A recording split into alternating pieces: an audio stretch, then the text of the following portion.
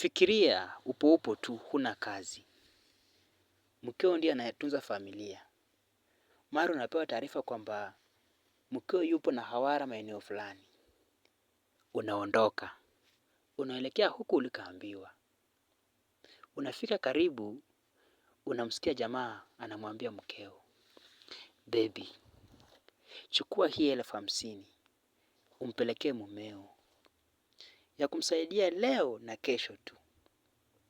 Ila, mwisho wa mwezi, nitakupigia simu uje uchukue 200,000.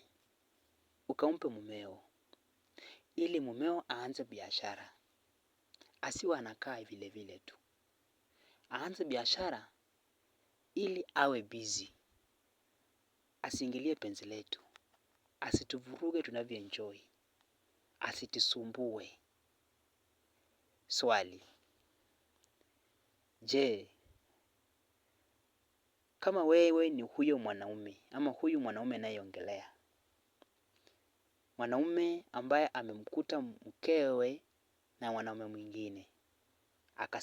Akasikiliza na akasikia alichokuwa anaambiwa mkewe.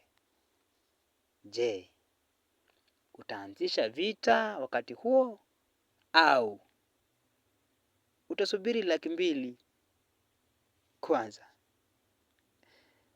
Hebu niambie nijue hapo kwa comment section.